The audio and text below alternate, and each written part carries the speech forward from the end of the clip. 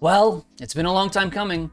After a few moves last season that put other riders on the ground, Justin Barcia was put on probation for aggressive riding.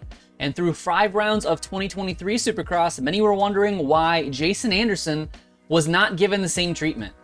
Well, that is not the case anymore. Hey everybody, my name is Donnie. This video is brought to you by O'Neal, and late Monday, the AMA released the post-event penalty report that in addition to Carter Beast losing his fastest time for cutting the track in qualifying, and Hardy Munoz losing the final transfer spot in the heat due to cutting the sand corner after a tip over, Jason Anderson was officially given a written warning and a 6-month probation period for overly aggressive riding in the 450 main event. No doubt this can be directly attributed to his opening lap pass on Justin Barcia that unfortunately took both of them down and made it a long trek back to the front from the rear of the field.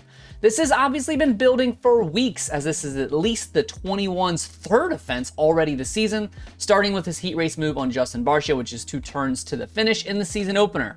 Unlike Justin Barcia last year, who performed what I think we could all safely label as egregious instances of contact, Anderson's are actually relatively minor, but this is a great example of how we should view things as isolated incidences versus egregious offenses. Sure, there are some pretty greasy moves in every night show, especially for that 4th and final spot in any given LCQ, but most of the time, these riders are given the benefit of the doubt whether they truly deserve it or not.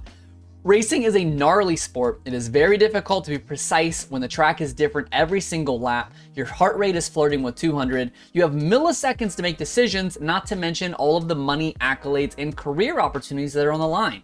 I do not in my heart believe that Anderson went into Barcia with the intent to clean him in the final turn at Tampa. In fact, we saw Hunter take almost the exact same line to Michael Mosiman in the 250 main event with no penalty. The 250 LCQ saw Devin Simonson with a much more aggressive line at Marshall Welton, and he was instead rewarded with a main event spot. But little things do add up, whether the AMA is transparent about it or not. This is a polite, subtle way for the association to say, hey, we do not like how you're going at it, please clean it up.